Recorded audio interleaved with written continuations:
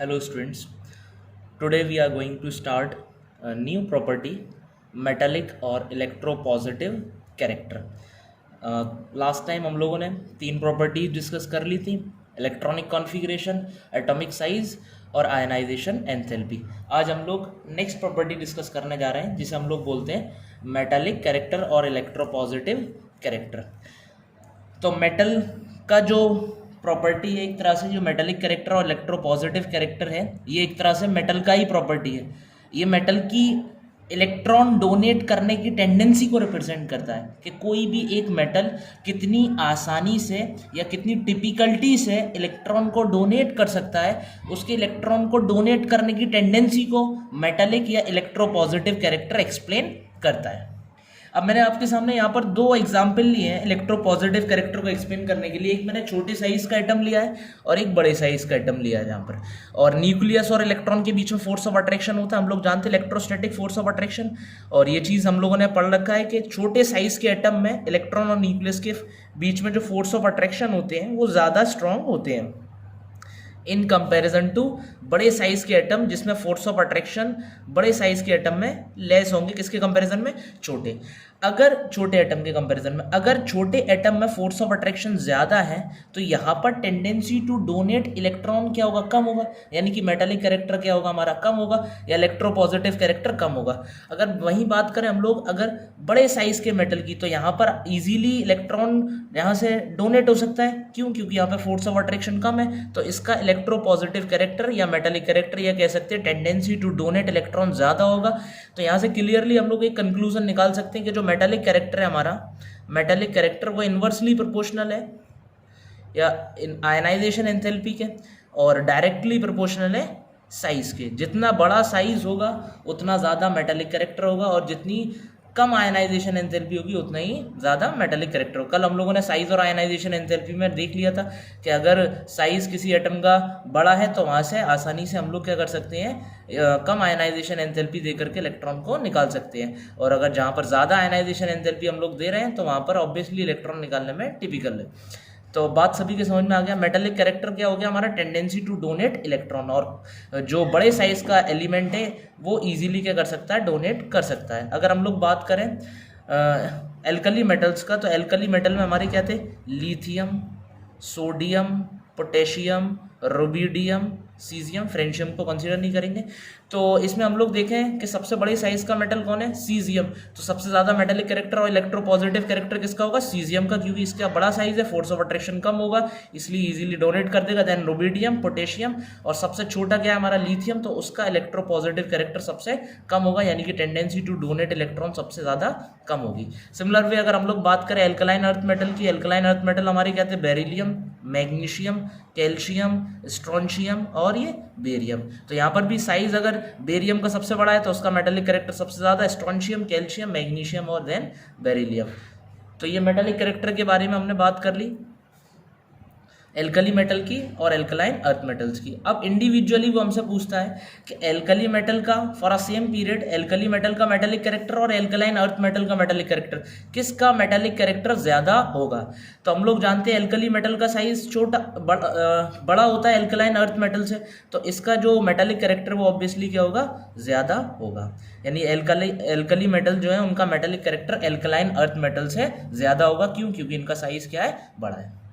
तो ये हमारे समझ में आ गया metallic character. Metallic character represents the tendency of metals to lose electron. Next very very important property हम लोग डिस्कस करने जा रहे हैं, क्रिस्टल स्ट्रक्चर। क्रिस्टल के स्ट्रक्चर हमने सॉलिड स्टेट में डिटेल में पढ़े हुए हैं। हम लोगों को पता है कि कोई भी क्रिस्टल है इस दुनिया में उसका एक पर्टिकुलर स्ट्रक्चर होता है, उसके जो कंस्टिट्यूएंट पार्टिकल्स हैं वो एक अरेंज्ड होते हैं एक फॉर्म में, जिसे हम लोग क्या कहते हैं? एक पर्टिकुलर स्ट्रक्चर या उस क्रिस्टल का स्ट्रक्चर। अब वो स्ट्रक्चर अलग अलग फॉर्म्स में हम लोगों ने पढ़े, FCC, BCC, HCP। तो बस उसी को हम लोगों को डिस्कस करना है। अगर मैं देखूं कि जो एल्कली मेटल्स हैं वो सारे जो एलिमेंट्स हैं, all elements of alkali metals, all elements are BCC in nature. यानी कि जितने भी एल्कली मेटल्स हैं उनका सब मेटल्स का जो नेचर है वो body centered cubic unit cell के जैसे होते हैं, यानी कि उनके जो कंस्टेंट पार्टिकल्स एक पैटर्न बनाते हैं वो body centered cubic unit cell के जैसा होता है। Body centered cubic unit cell ये हम लोग डिटेल में पढ़ चुके हैं, BCC के जैसा होता है, ठीक है। इसके बाद हम लोग बात करते हैं, जैसे हमें पता लग गया कि पैकिंग कौन सी होती है, BCC टाइप होती है, किसमें, एल्कली मेटल, यानी alkali metal lithium, sodium, potassium, rubidium, caesium, इन सभी की जो पैकिंग है वो किस टाइप की है, BCC टाइप की पैकिंग है। इसके बाद हम लोग बात करते हैं एल्कलाइन अर्थ मेटल्स की। तो एल्कलाइन अर्थ मेटल्स में एलिमेंट्स जो हैं जैसे बेरिलियम और मैग्नीशियम, इनकी जो पैकिंग है वो हेक्सागोनल क्लोज पैकिंग है, जिसे हम लोग HCP बोलते हैं। इसके बाद हमारे कैल्शियम और जो बेरियम है उनकी जो है वो FCC टाइप पैकिंग है, यानी face centered cubic unit cell packing. और बचा के हमारा स्ट्रोंशियम, अब जो स्ट्रोंशियम की है वो BCC है, body centered cubic unit cell type की पैकिंग है हमारे स्ट्रोंशियम की। तो यहाँ पर मैं अगर आपसे पैकिंग एफिशिएंसी पूछूं, पैकिंग एफिशिएंसी हम लोगों ने कैलकुलेट किया था सॉलिड स्टेट में, BCC के लिए कितना होता है पैकिंग एफिशिएंसी, 68%। HCP के लिए कितना होता है, 74%। FCC के लिए कितना होता है, 74%। तो हमें क्लियरली पता लग रहा है कि यहाँ पर जो पैकिंग एफिशिएंसी कम है और यहाँ पर पैकिंग एफिशिएंसी ज़्यादा है, यानी कि जो एल्कली मेटल्स हैं वो लेस एफिशिएंटली पैक हैं, किसके कंपैरिजन में, एल्कलाइन अर्थ मेटल के कंपैरिजन में। ये कह सकते हैं कि जो एल्कलाइन अर्थ मेटल्स है वो मोर क्लोजली पैक्ड अप है, बहुत ज़्यादा पास पास है उनके, क्योंकि उनकी पैकिंग एफिशिएंसी क्या है, बहुत ज़्यादा है। क्योंकि हम लोगों को पता है यहाँ पर FCC और HCP में पैकिंग एफिशिएंसी ज़्यादा है, तो मैं लिख सकता हूँ कि जो हमारे एल्कली मेटल है वो लेस क्लोजली पैक्ड है, less closely packed, less closely packed. और जो हमारे एल्कलाइन अर्थ मेटल है वो क्या है, मोर क्लोजली पैक्ड है, यहाँ पर पैकिंग अच्छा है। अब पैकिंग से कई सारी प्रॉपर्टीज एक्सप्लेन होती हैं, उनको एक्सप्लेन करने के लिए हम लोग एक मेटालिक बॉन्डिंग को समझते हैं पहले। ये जो एटम्स हैं मेटालिक एटम्स हैं, हम लोग मेटल्स की स्टडी कर रहे हैं तो ये मेटल के एटम्स हैं, और इन मेटालिक एटम्स के बीच में जो बॉन्डिंग होती है उस बॉन्डिंग को हम लोग कहते हैं मेटालिक बॉन्डिंग। मेटल मेटल के एटम के बीच की बॉन्डिंग क्या कहलाता है, मेटालिक बॉन्डिंग। बेसिकली ये फोर्स ऑफ अट्रैक्शन ही होता है जो डिपेंड करता है पैकिंग कैसी है। जितनी ज़्यादा अच्छी पैकिंग होगी उतना ही स्ट्रॉन्ग फोर्स ऑफ अट्रैक्शन होगा, या कह सकते हैं उतनी ही अच्छी हमारी मेटालिक बॉन्डिंग होगी। तो यहाँ पर मेटालिक बॉन्डिंग अगर मैं आपसे पूछूं एल्कली मेटल की ज़्यादा अच्छा है कि एल्कलाइन अर्थ मेटल का, एल्कलाइन अर्थ मेटल का क्यों, क्योंकि ये मोर क्लोजली पैक्ड है तो इनकी मेटालिक बॉन्डिंग क्या होगी, अच्छी होगी। अब मेटालिक बॉन्डिंग से कई सारी प्रॉपर्टीज अफेक्ट होती हैं, उनको हम लोग देखेंगे। बहुत सारी प्रॉपर्टी हम लोग क्रिस्टल स्ट्रक्चर से ही डिफाइन कर सकते हैं। तो हमें यहाँ से अब क्लियरली पता लग गया कि जो हमारे एल्कलाइन अर्थ मेटल्स होते हैं वो मोर क्लोजली पैक्ड होते हैं, किससे, एल्कली मेटल से। अब जब मोर क्लोजली पैक्ड है तो कौन कौन सी इनके पास प्रॉपर्टीज आ सकती हैं। अच्छा, एक बात तो सभी ने पढ़ा होगा 9th-10th स्टैंडर्ड में कि जो सोडियम है और पोटेशियम है बहुत सॉफ्ट होते हैं, इवन नाइफ से भी कट कर सकते हैं, और ये वाटर के ऊपर फ्लोट करते हैं, यानी इनका डेंसिटी पानी से भी क्या होता है, कम होता है, या कह सकते हैं इनका डेंसिटी क्या होता है, लो होता है। तो ये सारी प्रॉपर्टीज़ का आज हम लोग एक्सप्लेनेशन देखेंगे। कैसे देखेंगे, क्रिस्टल स्ट्रक्चर से ही हमें पता लगेगा क्यों सोडियम और पोटेशियम क्या है, सॉफ्ट है। तो हम लोगों ने पढ़ लिया कि इनकी पैकिंग क्या है, बहुत लेस क्लोजली पैक है, तो इनकी जो पैकिंग है वो लेस क्लोजली पैक है। तो इनकी जो मेटालिक बॉन्डिंग है, जो कि मेटालिक बॉन्डिंग किस पर डिपेंड करता है, मैं लिख देता हूँ, directly proportional to close packing. अगर क्लोज पैकिंग पर डिपेंड कर रहा है तो इनकी क्लोज पैकिंग क्या है, कम है, तो इनकी मेटालिक बॉन्डिंग क्या होगी, कम होगी। और मेटालिक बॉन्डिंग कम होगी तो इनके बीच में जो फोर्स ऑफ अट्रैक्शन है वो भी कम होंगे, इसलिए ये कैसे होंगे, हमारे एल्कली मेटल्स सॉफ्ट होंगे। और हमारे जो एल्कलाइन अर्थ मेटल है उनमें क्लोज पैकिंग ज़्यादा है तो उनकी मेटालिक बॉन्डिंग क्या होगा, अच्छा होगा। अगर मेटालिक बॉन्डिंग उनमें अच्छा हो रहा है तो वो क्या होंगे, बहुत टाइटली पैक्ड अप होंगे, यानी कि वो कैसे होंगे, हार्ड होंगे। ठीक है, हार्ड होंगे। अगला प्रॉपर्टी हम लोग डिस्कस करने जा रहे हैं, अगर मेटालिक बॉन्डिंग अच्छा है एल्कलाइन अर्थ मेटल का तो इनके मेल्टिंग पॉइंट और बॉइलिंग पॉइंट ऑब्वियसली ज़्यादा होंगे। क्यों, क्योंकि मेटालिक बॉन्डिंग रिप्रेजेंट कर रहा है फोर्स ऑफ अट्रैक्शन को, जितना ज़्यादा अच्छा फोर्स ऑफ अट्रैक्शन उतना ही ज़्यादा क्या, मेटालिक पॉइंट, मेल्टिंग पॉइंट और बॉइलिंग पॉइंट। तो हम कह सकते हैं कि जो एल्कली मेटल है उनके बॉइलिंग पॉइंट और मेल्टिंग पॉइंट क्या होंगे, बहुत कम होंगे।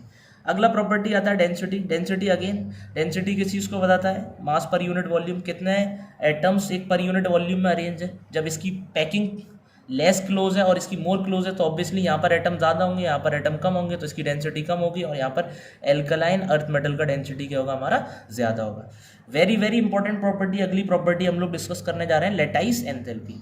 एल्कली मेटल्स की जो लेटाइस एंथैल्पी है वो कम होगी किसके कंपैरिजन में, alkaline earth metal. Lattice enthalpy हम लोग जानते हैं, energy which is required to break 1 mole ionic compound, या आयनिक कंपाउंड का जो लेटाइस है उसको तोड़ने के लिए जो एनर्जी देना पड़ रही है उसी को हम लोग क्या कहते हैं, लेटाइस एंथैल्पी। अब कहाँ पर ज़्यादा देना पड़ेगा, एल्कली मेटल्स में या एल्कलाइन अर्थ मेटल्स में? ऑब्वियसली एल्कलाइन अर्थ मेटल्स में। क्यों? क्योंकि यहाँ पर मेटालिक बॉन्डिंग अच्छा होगा क्लोज पैकिंग की वजह से, तो यहाँ पर जो लेटाइस एंथैल्पी वो ज़्यादा होगा और यहाँ पर लेटाइस एंथैल्पी क्या होगा, कम होगा। तो हम कह सकते हैं कि इनके क्लोज पैक होने की वजह से कई सारी प्रॉपर्टीज़ इनकी इससे डिफर कर रही हैं, यानी कि इनमें डिफरेंशिएशन कर रही हैं। यहाँ पर लेस क्लोज पैकिंग है तो इनकी प्रॉपर्टीज अलग हैं, और इनमें मोर क्लोज पैकिंग है तो इनमें प्रॉपर्टीज अलग है। तो वो कौन कौन सी प्रॉपर्टीज हैं जो डिफर कर रही हैं, ठीक है। मैंने यहाँ पर एल्कली मेटल्स की लिखी है, एल्कलाइन अर्थ मेटल के खुद आप लोग लिख सकते हैं। एल्कली मेटल जो है वो कैसे होंगे हमारे, सॉफ्ट हैं, ठीक है। मैंने बता दिया क्यों सॉफ्ट है, लो मेल्टिंग पॉइंट और बॉइलिंग पॉइंट है, इनका डेंसिटी लो है और लो लेटाइस एंथैल्पी। यहाँ पर हमारा क्या यूज़ करेंगे हम लोग, ये हार्ड है, high melting point and boiling point है, इनका डेंसिटी भी हाई है और इनका लेटाइस एंथैल्पी भी हाई है। तो यहाँ पर ये हमने क्रिस्टल स्ट्रक्चर प्रॉपर्टी जो है वो डिस्कस कर लिया। तो हमारे 5 प्रॉपर्टीज डिस्कस हो गए। नेक्स्ट हम लोग स्टार्ट करने जा रहे हैं which is our 6th property, melting point and boiling point. तो मेल्टिंग पॉइंट और बॉइलिंग पॉइंट हालांकि हम लोग देख चुके हैं कि एल्कली मेटल्स के लो होते हैं और एल्कलाइन अर्थ मेटल्स के हाई होते हैं। क्यों? क्योंकि इनमें पैकिंग लेस क्लोज होती है और इसमें मोर क्लोज होती है। रीज़न हम लोगों को पता है क्यों, क्योंकि यहाँ पर HCP और FCC में पैकिंग होती है मोस्ट ऑफ द, और यहाँ पर BCC में होती है। ये HCP और FCC ज़्यादा क्लोज पैकिंग है, ये इतना ज़्यादा क्लोज पैक नहीं है, तो यहाँ पर मेल्टिंग पॉइंट और बॉइलिंग पॉइंट ज़्यादा होंगे। अगर हम लोग अब इंडिविजुअली स्टडी करना चाहते हैं एल्कली मेटल्स का, तो on moving down the group, अगर हम लोग डाउन द ग्रुप जा रहे हैं, एक ग्रुप में हम लोग मूव कर रहे हैं, तो मेल्टिंग पॉइंट जो है, melting point and boiling point वो डिक्रीज़ करता है। क्या करता है? डिक्रीज़। क्यों करता है? मैंने लिखा कि जो एल्कली मेटल्स में अगर हम लोग एल्कली मेटल्स के ग्रुप में मूव करेंगे तो डाउन द ग्रुप जाने पर मेल्टिंग पॉइंट और बॉइलिंग पॉइंट क्या करता है? डिक्रीज करता है। अच्छा, एक चीज़ तो हम जानते हैं, डाउन द ग्रुप जाने पर साइज़ क्या करता है? बढ़ता है। साइज़ अगर इंक्रीज कर रहा है हमारा, अगर साइज़ बढ़ रहा है डाउन द ग्रुप जाने पर, तो पैकिंग लेस क्लोज हो रहा होगा, पैकिंग क्लोजनेस डिक्रीजेस, पैकिंग की जो क्लोजनेस है वो कम हो रही होगी, क्योंकि साइज बढ़ रहा है तो एटम में जो टाइटनेस है, क्लोजनेस है, वो क्या हो रहा होगा? कम हो रहा होगा। तो हम लोग कह सकते हैं कि जब डाउन द ग्रुप जा रहे हैं हम लोग, तो मेल्टिंग पॉइंट और बॉइलिंग पॉइंट क्या कर रहे हैं? डिक्रीज कर रहे हैं। तो अगर मैं पूछूं आपसे, lithium, sodium, potassium, rubidium, caesium, इनमें किसका सबसे ज़्यादा मेल्टिंग पॉइंट है हमारा? बॉइलिंग पॉइंट लिथियम का। क्यों? क्योंकि इसका साइज़ छोटा है, साइज़ छोटा होने की वजह से पैकिंग क्या है? मोर क्लोज है। यहाँ पर सोडियम में, फिर पोटेशियम, और सबसे लीस्ट जो क्लोजली पैक होगा वो होगा हमारा सीजियम। सीजियम सबसे लीस्ट क्लोजली पैक होगा। क्यों? क्योंकि इसका साइज़ क्या है? सबसे बड़ा है, और साइज़ बड़ा होने की वजह से इसमें लेस क्लोज पैकिंग होगी और मेल्टिंग पॉइंट और बॉइलिंग पॉइंट सबसे कम होंगी। ठीक है, तो ये तो हो गई हमारी बात एल्कली मेटल्स की। अब हम लोग बात करते हैं एल्कलाइन अर्थ मेटल का। अगर एल्कलाइन अर्थ मेटल के मेल्टिंग पॉइंट और बॉइलिंग पॉइंट की बात करें तो ये बहुत ही ज़्यादा इर्रेगुलर ट्रेंड शो करते हैं, बहुत ही ज़्यादा इर्रेगुलर ट्रेंड, जो प्योरली डाटा बेस्ड है, जो आपसे कभी नहीं पूछा जाएगा। ठीक है, तो इर्रेगुलर ट्रेंड की वजह से हम लोग इनके मेल्टिंग पॉइंट और बॉइलिंग पॉइंट को स्टडी नहीं करेंगे। ये हमारा कंप्लीट हो गया 6th प्रॉपर्टी, जो मेल्टिंग पॉइंट और बॉइलिंग पॉइंट है। अब हम लोग 7th प्रॉपर्टी पर आते हैं, जो क्या हमारा फ्लेम कलरेशन, फ्लेम के साथ कलर देना। जो हमारे एल्कली मेटल और एल्कलाइन अर्थ मेटल है, ये फ्लेम के साथ एक कैरेक्टरिस्टिक कलर देती है जो इनको डिस्टिंग्विश करने में हमें मदद देता है। यानी कि फ्लेम के साथ इन्हें जलाने पर एक हमें कैरेक्टरिस्टिक कलर मिलता है जो इनकी अपनी पर्सनल प्रॉपर्टी होती है और इन्हें डिस्टिंग्विश करने में हमें मदद देता है। अब बात आता है कि हम लोग किसी भी मेटल को अगर फ्लेम के साथ जला रहे हैं, बर्न कर रहे हैं, तो एक कलर दे रहा है, तो वो कलर आ कहाँ से रहा है? रीज़न क्या है कि कोई भी एक मेटल के पीस को आपने फ्लेम के साथ जलाया तो उसमें कलर, जो फ्लेम है वो कलरफुल हो गया। वो कैसे हो गया? तो उसके पीछे रीज़न क्या है? तो रीज़न को समझते हैं। सबसे पहले हम लोग रीज़न को देखें। हम लोग जानते हैं कि कोई भी एक एटम है, उसके अंदर इलेक्ट्रॉन होता है और उस इलेक्ट्रॉन के कई सारे एनर्जी लेवल होते हैं। जैसे पहला हम लोग बना लेते हैं लोअर एनर्जी लेवल, जिसकी एनर्जी सबसे कम है, लोअर एनर्जी लेवल, और एक सबसे ऊपर वाला एनर्जी लेवल जिसकी सबसे ज़्यादा एनर्जी है, जिसे मैं नाम दे रहा हूँ हायर एनर्जी लेवल। और इसके बीच में कई सारे और भी एनर्जी लेवल्स आते हैं, ठीक है। तो हर एटम में एक इलेक्ट्रॉन होता है, और वो जो इलेक्ट्रॉन है अभी लोअर एनर्जी में है, और यहाँ से फ्लेम के साथ हमने जैसे ही मेटल को बर्न किया तो उसके इलेक्ट्रॉन ने एनर्जी लिया, और एनर्जी लेकर के वो एक्साइट हुआ, लोअर एनर्जी से कहाँ गया, हायर एनर्जी लेवल में। मगर हायर एनर्जी लेवल अनस्टेबल होते हैं, इसलिए वो इलेक्ट्रॉन दोबारा फॉल बैक हो गया, दोबारा गिर गया किसमें, लोअर एनर्जी लेवल में। मगर जब वो इलेक्ट्रॉन दोबारा हायर एनर्जी से लोअर एनर्जी लेवल में गिर रहा है तो उस ड्यूरेशन में वो एनर्जी वहाँ से एमिट कर रहा है, रेडिएशंस को वहाँ से वो एमिट कर रहा है, और वो जो रेडिएशन है वो एक पर्टिकुलर वेवलेंथ को एम्प्लाई कर रहा है, और वो पर्टिकुलर वेवलेंथ ही हमें दिखाई देता है। यानी कि हम लोग किसी भी मेटल को फ्लेम के साथ जब बर्न करते हैं तो उस मेटल में जो इलेक्ट्रॉन प्रेजेंट है वो लोअर एनर्जी लेवल से हायर एनर्जी लेवल में जाती है, और हायर एनर्जी लेवल अनस्टेबल होने की वजह से वो दोबारा लोअर एनर्जी लेवल में आ जाती है। जब वो हायर एनर्जी लेवल से लोअर एनर्जी लेवल में आ रहे होते हैं तो एक पर्टिकुलर टाइप का रेडिएशन एमिट करते हैं, और उसकी एक पर्टिकुलर वेवलेंथ होती है जो हमें कलर इम्पार्ट कर देता है। यानी ऑब्वियसली विजिबल रीजन में आता होगा, जिसकी जो वेवलेंथ है वो 4000 एंगस्ट्रॉम से 8000 एंगस्ट्रॉम के बीच में आती होगी, जिसकी वजह से वो हमें विजिबल हो जाता है। तो ये फंडा हो गया क्यों एलिमेंट्स यानी कि मेटल्स जो हम लोग पढ़ रहे हैं यहाँ पर, वो क्यों फ्लेम के साथ बर्न करने पर कलर शो करते हैं। सभी लोगों के समझ में आ गया। अब वो डिफरेंट कलर शो करते हैं, यानी अगर आपने लिथियम मेटल लिया और आपने उसको फ्लेम के साथ बर्न किया, ठीक है, तो वो एक डिफरेंट कलर देगा। ये जो टेस्ट वगैरह है आईसीएसई बोर्ड में 9th-10th स्टैंडर्ड में बहुत अच्छे से बच्चों को कराए जाते हैं, अपने सीबीएसई में इतने ज़्यादा नहीं चलता है, तो उन लोगों को बच्चों को कलर वगैरह भी याद हो जाते हैं। आपको भी याद रखना है, वेरी वेरी इंपॉर्टेंट। अगर आप लिथियम को बर्न करेंगे फ्लेम के साथ, the colour will be crimson red. यहाँ पर लिथियम के साथ जो कलर आएगा वो क्रिम्सन रेड आएगा। सोडियम आप लोगों ने ये तो सॉलिड स्टेट में ही पढ़ चुके हैं, गोल्डन येलो कलर का आता है, वाट इफेक्ट्स में हमने इसे डिस्कस किया था, golden yellow. Potassium obviously violet colour का होता है, फ्लेम के साथ वायलेट कलर देगा। जो रुबीडियम है वो हमारा है रेड वायलेट कलर का, वायलेट से रेड वायलेट हो गया ये। इसके बाद जो सीजियम है वो ब्लू कलर का होता है। तो कलर आपको याद रखना है, ये कलर है किसके साथ, फ्लेम के साथ बर्न करने पर ये कलर्स देते हैं। अगला हम लोग डिस्कस करने जा रहे हैं कलर बेरिलियम का।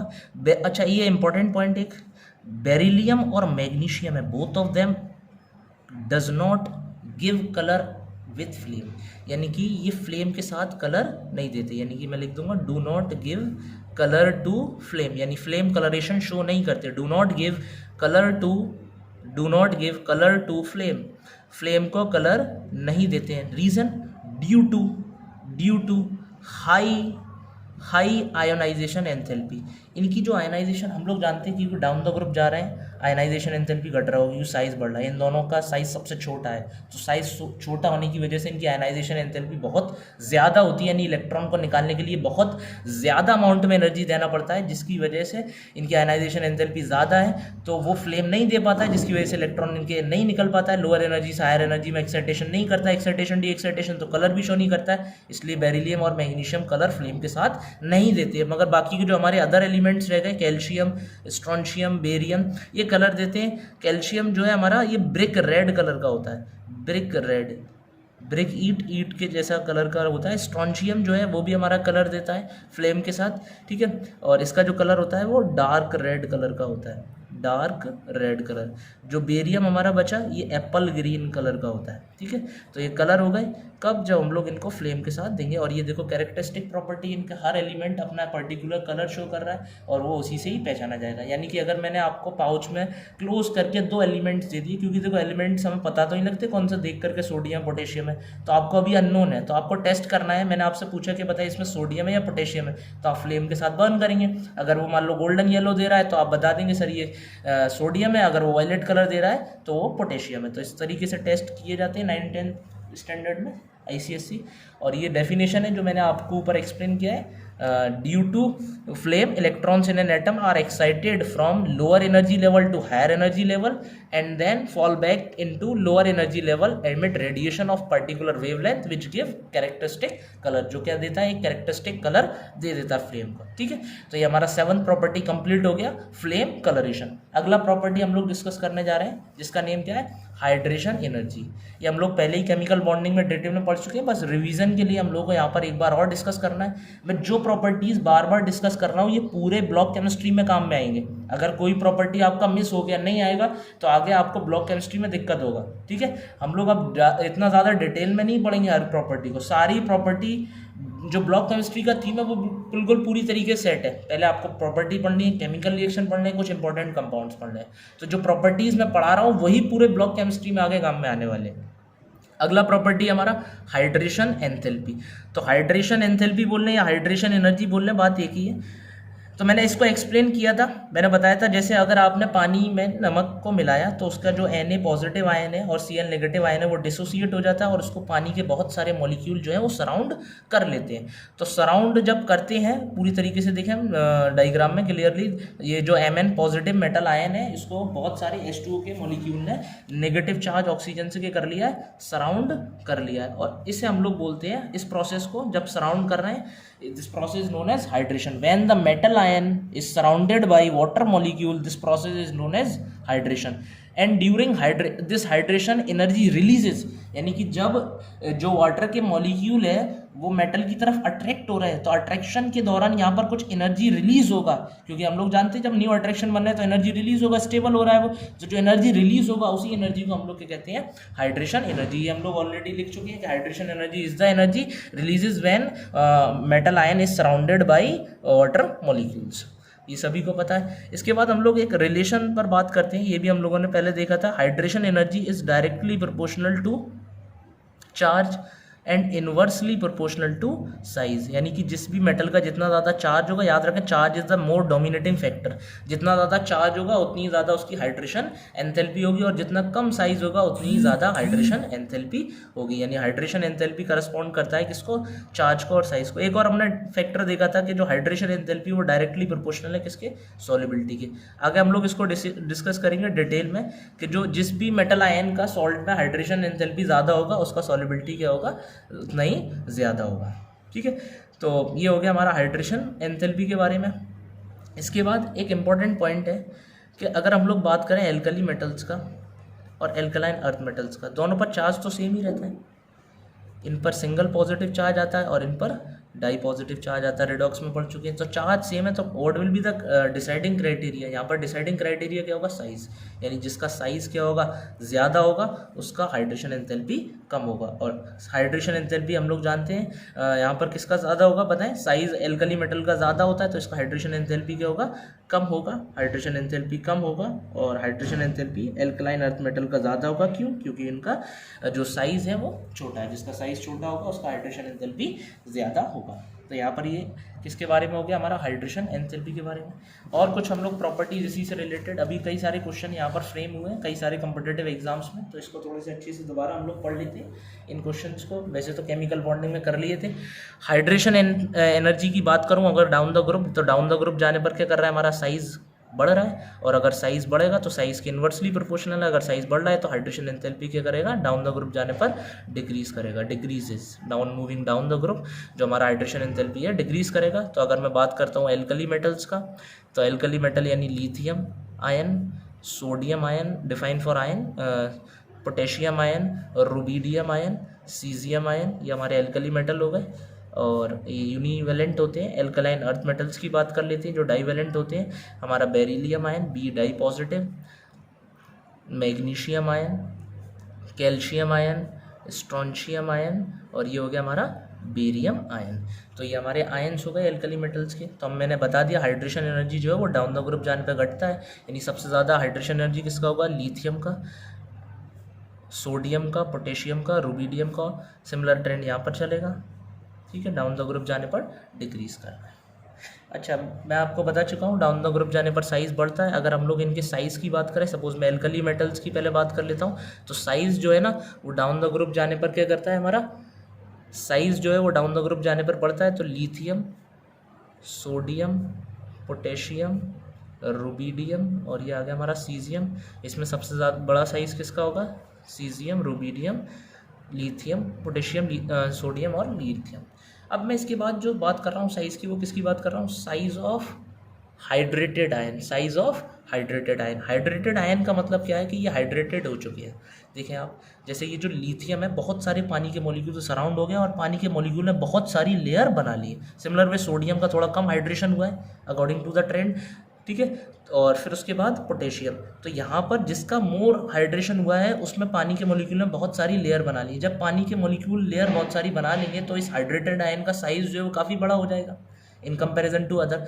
तो अगर मैं बात करूँ नॉर्मल साइज ऑफ आयन तो ये ट्रेंड डाउन द ग्रुप जाने में बढ़ रहा है, मगर साइज ऑफ हाइड्रेटेड आयन की बात कर रहा हूँ मैं तो अपोजिट ट्रेंड हो जाएगा। क्यों? क्योंकि जो सबसे छोटे साइज का होगा वो सबसे ज़्यादा पानी के मॉलिक्यूल से सराउंड होगा, और जितना पानी के मॉलिक्यूल से ज़्यादा सराउंड होगा उतनी पानी की लेयर्स बनेंगी और उसका जो साइज है वो बढ़ जाएगा। यानी साइज ऑफ हाइड्रेटेड आयन जो है, ये जेईई मेंस में भी क्वेश्चन आ चुका है। साइज ऑफ हाइड्रेटेड आयन याद रखें यहाँ पर, जिसका जितना ज़्यादा हाइड्रेशन होगा उतना ही ज़्यादा क्या होगा, यहाँ पर साइज ऑफ हाइड्रेटेड आयन बढ़ जाएगा। यहाँ से हम लोग ये कह सकते हैं कि जो साइज है, size of hydrated ion, size of hydrated ion directly proportional है। किसके डायरेक्टली प्रोपोर्शनल है?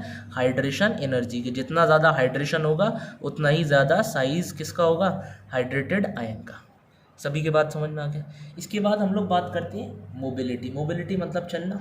तो कौन ज़्यादा मोबाइल है, कौन सा हाइड्रेटेड आयन ज़्यादा मोबाइल होगा? जब बड़ा साइज़ का हो गया तो ऑब्वियसली उसकी मोबिलिटी क्या हो जाएगी? कम हो जाएगी। तो सबसे ज़्यादा हाइड्रेटेड कौन है हमारा यहाँ पर? मोस्ट हाइड्रेटेड कौन है हमारा यहाँ पर? लिथियम। तो उसकी मोबिलिटी क्या होगी? सबसे कम होगी, सबसे कम मोबाइल होगा, सबसे कम चल पाएगा।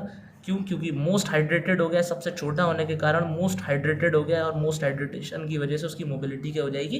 कम हो जाएगी। अब कुछ लोग ये सोचते हैं कि लिथियम आयन का अगर जनरल ट्रेंड से बात करें तो क्या साइज सबसे छोटा है तो उससे लगेगा कि मोबाइल ये होना चाहिए, मगर नहीं, जब हाइड्रेशन होगा तो मोस्ट हाइड्रेटेड हो जाएगा, जिसकी वजह से इसका साइज जो है वो बढ़ जाएगा। यानी हाइड्रेशन एनर्जी जिसकी जितनी ज़्यादा होगी उतना ही मोस्ट हाइड्रेटेड होगा। और यहाँ से हम लोग एक और नया रिलेशन बना सकते हैं, यानी कि जो साइज ऑफ हाइड्रेटेड आयन वो इन्वर्सली प्रोपोर्शनल है किसके? मोबाइलिटी के। मोबिलिटी उसकी उतनी ही क्या होगी? कम होगी। जितना ज़्यादा साइज होगा हाइड्रेटेड आयन का उतनी ही कम उसकी मोबिलिटी होगी। अगला important property conductivity. Again depends on the flow of ion. Conductivity is what? It is represent the flow of ion.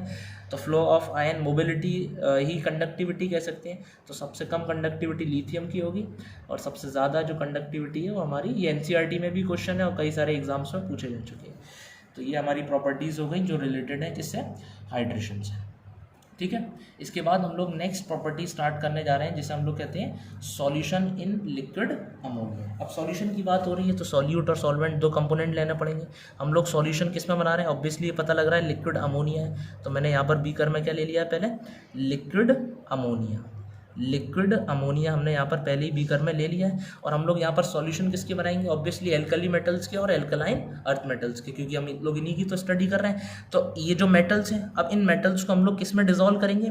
किस में डिजोल्व करेंगे? अमोनिया में। तो ये सॉल्यूट होंगे और अमोनिया लिक्विड क्या हो गया हमारा? सॉल्वेंट। तो मैं आपको बताऊं कि दोनों ही metal, both the metals, alkali metals and alkaline earth metals, ये जो प्रॉपर्टी है ना solution in liquid ammonia, very very very important, most important. ठीक है। तो जब हम लोग इन दोनों मेटल को, एल्कली मेटल को और एल्कलाइन अर्थ मेटल को, जब लिक्विड अमोनिया में डिसॉल्व करेंगे तो दोनों ही लिक्विड अमोनिया में सॉल्युबल हो जाएंगे। दोनों ही लिक्विड अमोनिया में डिसॉल्व कर जाएंगे और सॉल्यूशन फॉर्म कर देंगे। ठीक है। और उन्हीं सॉल्यूशंस की हम लोग कुछ प्रॉपर्टीज़ को डिस्कस करने जा रहे हैं। तो इस पॉइंट को सभी लोग याद रखेंगे, both the metals are soluble in liquid ammonia and form a solution. ठीक है। अब जब ये पानी में अमोनिया में, लिक्विड अमोनिया में डिसॉल्व किया, अगर मैं मेटल्स एम से मैं एल्कली मेटल्स को डिनोट कर रहा हूँ और ये लिक्विड अमोनिया में डिसॉल्व हो रहे हैं यानी NH3 में। NH3 में डिसॉल्व होने पर ये क्या बनाते हैं? कॉम्प्लेक्स बनाते हैं MnH3 का होल X। और यहाँ पर हम लोग जानते हैं कितना चार्ज होता है इनके ऊपर? Single positive. और एक बनता है अमोनिएटेड इलेक्ट्रॉन। याद रखें ये क्या है हमारा? Ammoniated electron. ठीक है। जितना पॉजिटिव चार्ज उतना ही नेगेटिव चार्ज। ये क्या है हमारा? Ammoniated electron. Very very important है, इसको याद रखें, इसका आगे काम आएगा। अमोनिएटेड इलेक्ट्रॉन, ये क्या है हमारे? Alkali metals. एल्कली मेटल को मैंने यहाँ पर किससे डिनोट किया? M से। यानी कि एल्कली मेटल को जब हमने पानी में डिसॉल्व किया, अमोनिया में डिसॉल्व किया, तो कॉम्प्लेक्स बना और एक अमोनिएटेड इलेक्ट्रॉन बना। कॉम्प्लेक्स का फॉर्मूला MnH3 का होल X और पॉजिटिव चार्ज आ गया।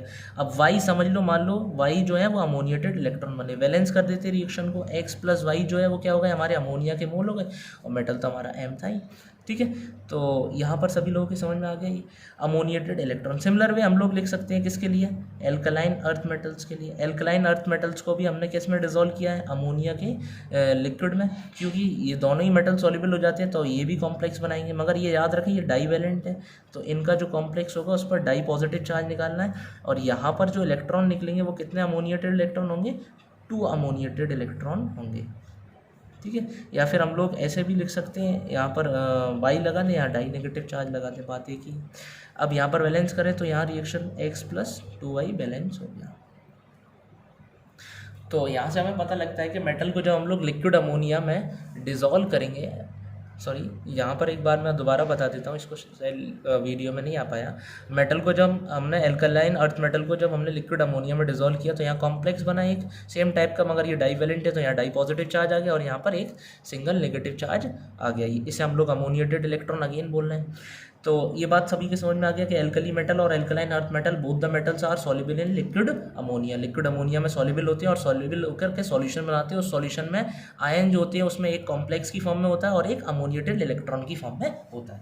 मेन ये है कि हमें जो सॉल्यूशन फॉर्म हुआ है उसकी प्रॉपर्टीज़ को स्टडी करना है। इसकी प्रॉपर्टीज़ क्या है, ये जो लिक्विड अमोनिया में हमने alkali metals both alkali metal का सॉल्यूशन बनाया चाहे एल्कलाइन अर्थ मेटल का जो सॉल्यूशन बनाया हमने मिला करके, उस सॉल्यूशन की कुछ कैरेक्टरिस्टिक है। पहली ये कलर भी देता है, ये कंडक्टिंग नेचर का होता है, कंडक्टिंग नेचर का होता है, कलर प्रॉपर्टी भी शो करता है, मैग्नेटिक प्रॉपर्टी भी ये शो करता है। तो अगर कलर की बात करें तो ये ब्लू कलर का डीप ब्लू कलर का सॉल्यूशन होता है। जब हम लोग एल्कली मेटल और एल्कलाइन अर्थ मेटल को लिक्विड अमोनिया में डिसॉल्व करते हैं तो डीप ब्लू कलर का एक सॉल्यूशन बनता है जो कि कंडक्टिंग नेचर का होता है, और उसकी जो मैग्नेटिक प्रॉपर्टी है वो कौन सी होती है, पैरामैग्नेटिक। यानी कि हमें यहाँ पर 3 प्रॉपर्टियाँ समझ में आ गई हैं कि जो सॉल्यूशन फॉर्म होता है उसका डीप ब्लू कलर होता है, वो कंडक्टिंग नेचर का होता है और उसका पैरामैग्नेटिक नेचर होता है। अब बात आती है कि कलर क्यों शो किया उसने। तो अगेन अभी जो मैंने आपको फ्लेम कलरेशन में कलर का टॉपिक बताया था कि इलेक्ट्रॉन के एक्साइटेशन और डी एक्साइटेशन की वजह से ही कलर प्रॉपर्टी शो होती है।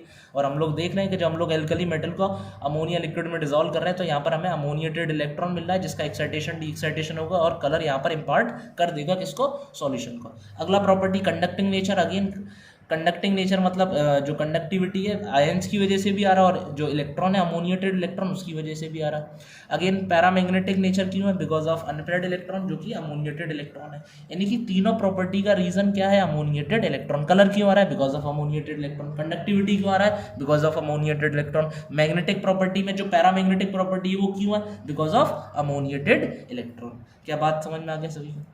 एक वेरी इंपॉर्टेंट पॉइंट समझें, अगर आप इस सॉल्यूशन को अभी तो अब हल्के फॉर्म किया है मगर थोड़ी देर रख दें, आप स्टैंड कर दें तो ये जो सॉल्यूशन है वो रखे ही रखे यहाँ से H2 गैस को लिबरेट कर देता है और यहाँ पर जो आपका एक कॉम्प्लेक्स फॉर्म हुआ था अब वो अमाइड में कन्वर्ट हो जाता है। याद रखें, on standing this solution slowly decompose and liberates H2 gas, there is a formation of amide और वहाँ पर अमाइड का फॉर्मेशन हो जाता है। ठीक है, अगला वेरी इंपॉर्टेंट हम लोग प्रॉपर्टी डिस्कस करने जा रहे हैं। आपने सॉल्यूशन बनाया और सॉल्यूशन की जो कंसंट्रेशन होती है ना वो सॉल्यूट पर डिपेंड करती है। आपने एल्कली मेटल और एल्कलाइन अर्थ मेटल जो पहले मिलाई थी उसकी जस्ट डबल अमाउंट में मिला दी है, यानी कि आपने उनका अमाउंट जो है उनकी जो कंसंट्रेशन है वो जस्ट क्या कर दिया, डबल कर दिया है।